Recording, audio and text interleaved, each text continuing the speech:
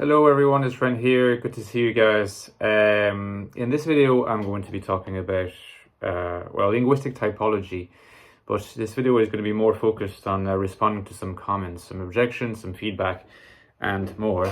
And I'm literally going to take comments that have been contributed to the two episodes, beginning with the first one, and then moving on to the second one, to try to make the conversation more lively than it has been so far, more in the moment as well. And let's see if I can have responses, because some of the stuff that was contributed was very interesting. Now, before I move on, remember that I have written this book, The Ecstatic Soul, a book on the INFJ personality, the most detailed investigation of the type you'll find online. If you want to go deeper than the typical literature you find, if you're looking after something that really goes beyond the appearances, this is the book to get. Less than $10. The links are available below. It's Amazon. And look at this. I mean, this is nice, isn't it? Oh yeah.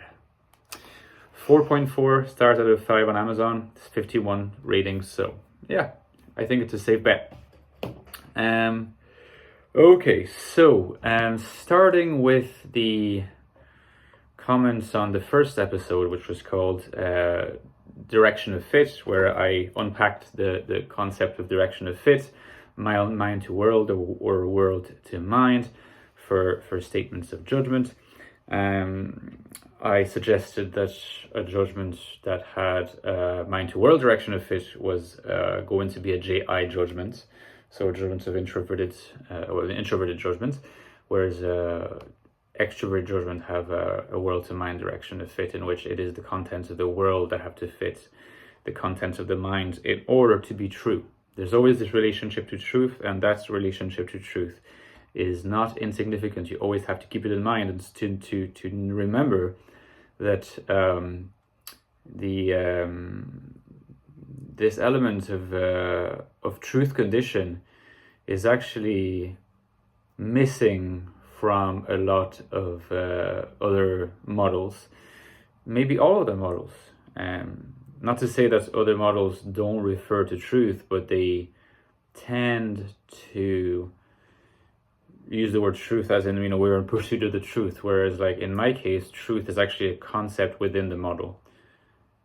And because as this concept within the model, truth is part of an objective regime, truth is external to our pure judgments, that makes the view itself as objective as it can get. Judgments all have a relationship to truth. If the relationship to truth is in such a way that it's mind to world, then our judgment is introverted, otherwise it's extroverted. You can see how, like, in some sense, there's promise for a very rigorous understanding of what makes a judgment extroverted or introverted. But anyways, moving on. So there were like 10 comments on this video, and some really interesting ones, but I'm going to focus on the ones that raise problems and ask questions. So the first one that comes to mind here, and I'm going to read it, is by Tara Hammer. So hi Eric. Let me read his comment and then we'll discuss it.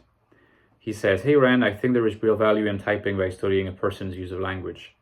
I'd like to warn, however, that it is important to find first good definitions on the hypotheses you're working with.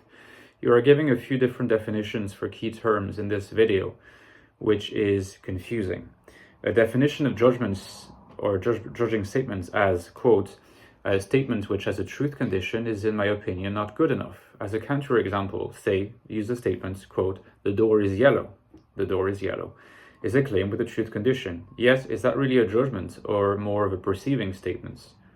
I'd more put it in the perception category, or maybe I don't get it enough yet. My bottom line, keep terms as simple and use them as consistent as possible. I also hear is still shaping up in the womb, so playing with his DNA is useful at this stage. Insert comment, perfectly agree, although the metaphor might be a bit unfortunate here for ethical reasons. What would also help a lot is to give similar examples of JI versus JE statements. how would the statement "Paris is a beautiful city" be put in JE form? And otherwise, how would a JI tell someone to work earlier for increased sales? Okay, so quite a few things to discuss here. The first thing you say is that, let's say a first issue cropping up is that the definition of judgment is problematic, because I say that it is a statement which has a truth condition. So you see, like, this is still something that's evolving. So I cannot give you a complete answer at this point, or rather a definitive answer, but I still have a strong sort of I still have a strong driving sort of force in relation to this, which is to say that a statement which has a truth condition does seem to me to be a judging statement, and I can really not think of any example of a statement with a truth condition that is not in some way a statement of judgment. So the first thing that we can say here is that we can ask ourselves, does that mean that all our statements are judgments? Now, we would not like to say this, and this has to be explored a little bit further. Maybe a good starting point would be to try to think of a statement which can be shown to have no particular truth condition, and therefore to not be a particular judging statement. So, for example, I mean, I think that can be it can be found, like if you say, the question is that a statement? It's certainly, a use of language, a speech act. If you say you're a father, Eric, and you have a son and you want him to sit down, you say, "Sit down, son." That's, well, you see, I was going to say that has no truth condition, but I guess it could be a narrative according to which, your statement is true, in this case with a world to mind direction fit. In other words, that until your son has sat down, your statement is not true. But it doesn't really make sense, because we would not want to say that your statement is not true until your son has sat down, but rather that it is not fulfilled, right? That the order within the statement is not fulfilled. The order is not fulfilled. It's not really a question of truth. So maybe we could use this example to at least suggest that not all uses of language are going to be judgments in the sense of an expression of a judging function. Okay. However, statements which do have a truth condition in this sense, in the original sense that I used in that episode, it seems to me that they are all statements of judgments. But in the episode 2, I went further and suggested, and that was partly as a result of your comments and partly as a result of other comments, that it might be better to talk about statements of judgment perception. That, in other words, that they are really hybrids, and that the perception is always informing the judgments. And that actually seems to be quite reasonable and intuitive to me, because in some sense, when we make a judgment, we are always making a judgment on the strength of a particular observation we've made, which is based on our perceptive capacities. And it is reasonable to assume that the perceptual content on the basis of which we make the judgment is going to be incorporated within the judgment. Now, one particular problematic is whether that perceptual content is always going to be visibly inserted within the actual statement, or whether it might be implied. But to use your example, use the example or counter-example, the door is yellow, and you say this seems to be more of a perceptual judgment. I would disagree. I think that this statement is a statement of judgment perception. In this case, it's very clear that it is a judgment of statement perception, because the perceptual content is very clear. You perceive the door to be yellow, but you see the judgment is, the reason why the statement is a judgment is because you're committing yourself to truth. What if, you were to discover, thanks to a friend or thanks to a doctor, that actually you've got jaundice, and that the reason why you see things yellow is because you actually had an illness. So the door is actually not yellow, right? So your statement was false. So your judgment was false. You made a judgment, you said the door is yellow, and actually it was false. So it's possible for it to be false. It's not a statement of pure perception, because if we were to imagine a statement of pure perception, I think that it would be impossible for it to have a truth condition or a truth value. And maybe statements about particular subjective qualia would apply in this case, because then they apply not to what's true objectively in the world, but about how you internally perceive things. So for example, maybe statements about dreams. Now that I think about it, if someone were to talk and to describe a dream that they've had, I think that the collection of statements that are included in that description of the dream will be, to a large extent, statements of perception where the judgment does not come into play. So actually, that's a very interesting finding, is that maybe descriptions of dreams would be a very good way to explore statements of perception. But I think that when you're talking about anything that reaches into the outside world, then you're in the domain of judgments, and therefore you're at the JI or JE level. So give, you said it would be useful to give more examples of JI versus JE statements. I agree. How would the statement "Paris is a beautiful city" be put in JE form? Well, in some sense, I don't know if it has to be put in JE form.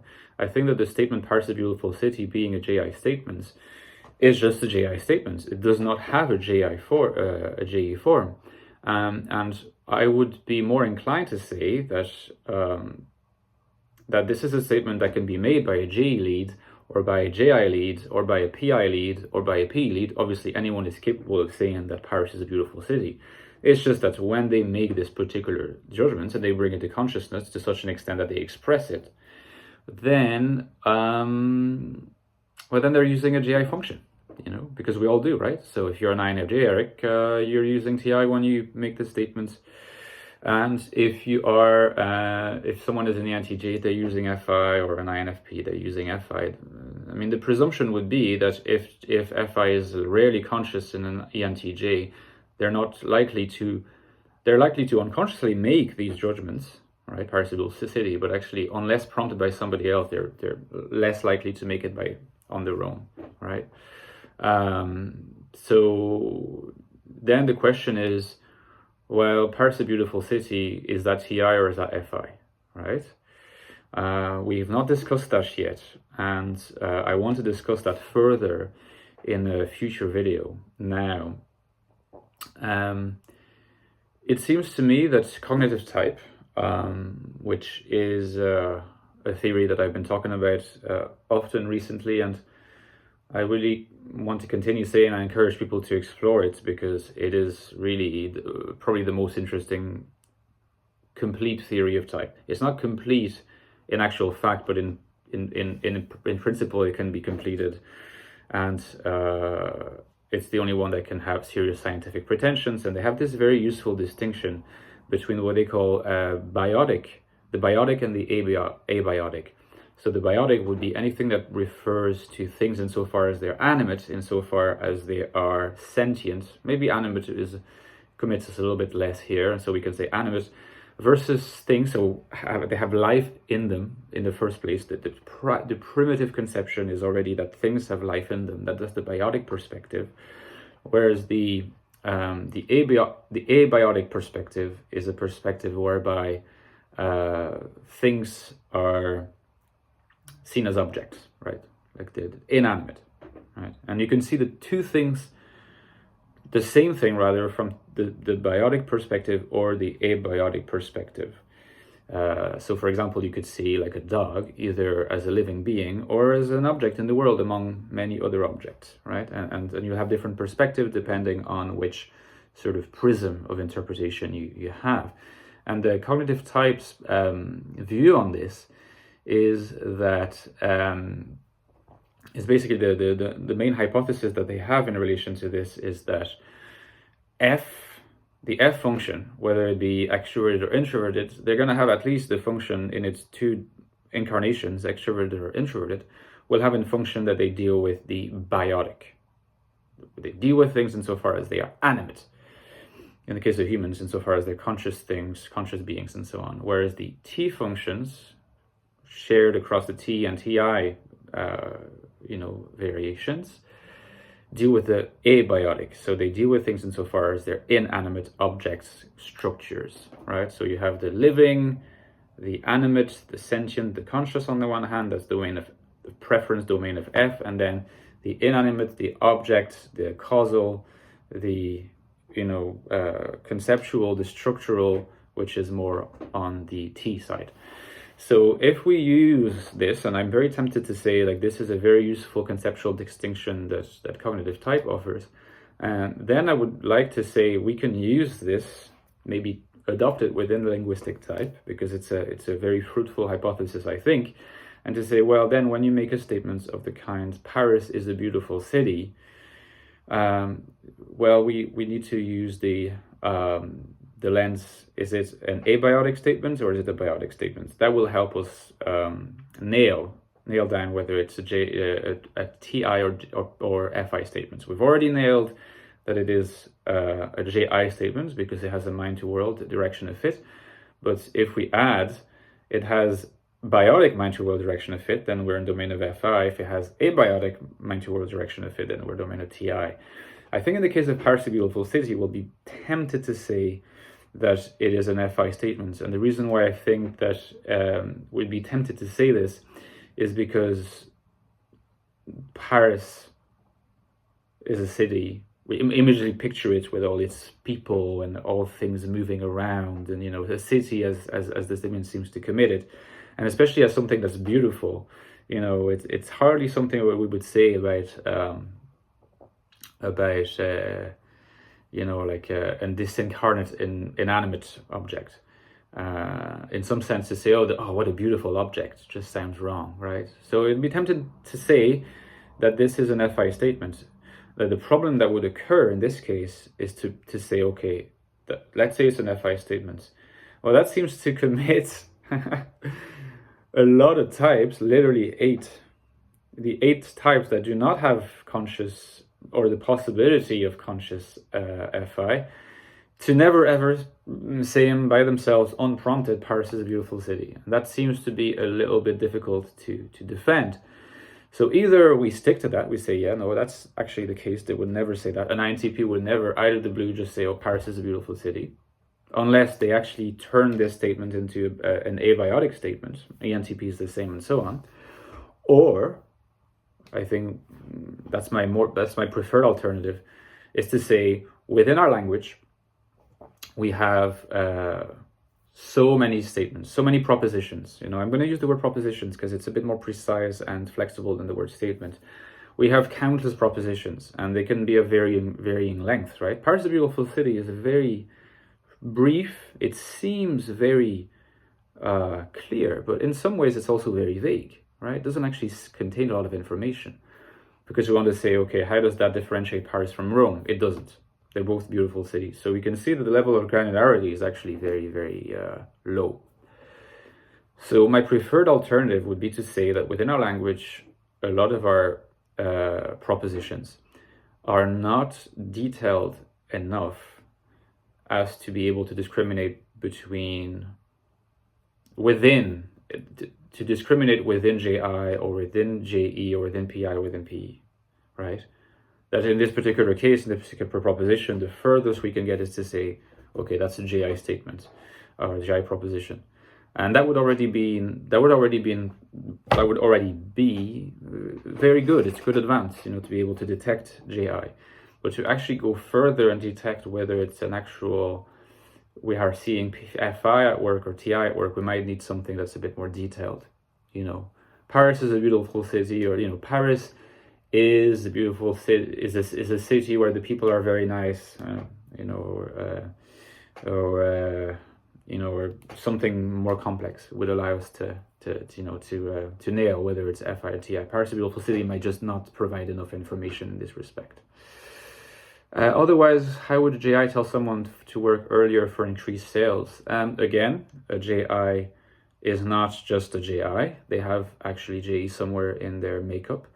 So one possibility, which is a very plausible possibility, is that they would be using JE to tell someone to work earlier for increased sales if they were to phrase it in this way. Now, they might back it up with a significant amount of JI propositions, to the extent that they would say, increased sales contribute to, higher employee satisfaction. Increased sales contribute to higher turnover for a company, and therefore more job security for the staff, because the company would be able to keep them on board. Now, these are actually mind to world statements, so they are JI statements. So you could imagine just that someone who's strong in JI, they might still come to make a use a JE proposition to say you need to come to work earlier to make more sales, but back it up with a lot of JI statements that I just mentioned.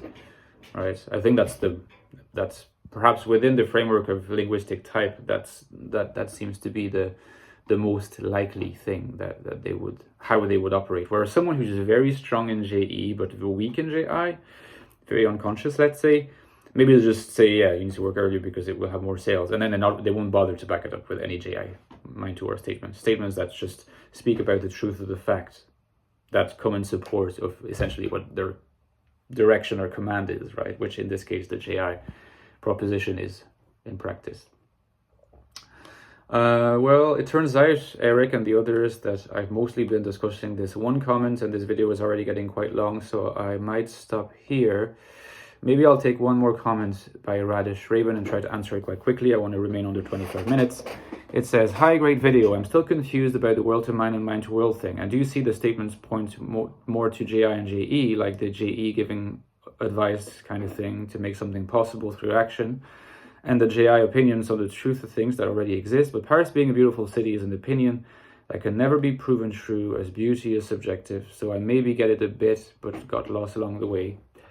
No, I don't think that that's necessarily the case, that a statement about a city being beautiful is a statement that can never be proven true. I mean, what is true, I think you're right in this case, is that it cannot be proven true if our conception of truth is a purely abiotic one, to use a term that I've been using in this video via CT. If we would have to conceive of truth in this case as something external to the purely subjective, but as something like, community agreement as to what is beautiful and what is not.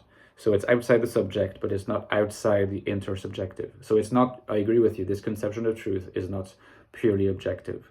So it does ask the question, does linguistic type have to sort of nail down a theory of truth according to which we want to say truth is the purely external and objective, or are we happy with intersubjective agreements? If we go for purely objective, it could be the case that the statement Paris is a beautiful city cannot be said to be true or false. If we have a more sociological conception, that it can be said to be true or false. Now, another alternative is to say that perhaps in practice we cannot decide whether the statement is true or false, but that it nevertheless makes a claim that it is true. Paris is a beautiful city seems to make a claim that it is true. It could be that in practice we cannot say whether it is true or false. We can get close to saying it, we cannot quite say it, but we might say it still is a judgment of introverted judgment because it makes that claim, right? And certainly a claim that is mind to world. That is, that if it were possible for it to be true or false, it would certainly be true or false according to a direction of fit that is mind to world. All right, so hopefully that answers your question. And yeah, so those are really just answers to comments to the first video. I could not cover both in the end. I'll do this in a future video. In the meantime, if you've been so courageous as to stick to me until now, thank you very much for watching it. Don't forget that you can support me on Patreon. You can get the book, and please continue providing you very useful insights on my videos on linguistic type. I hope we continue on this adventure together. See you soon.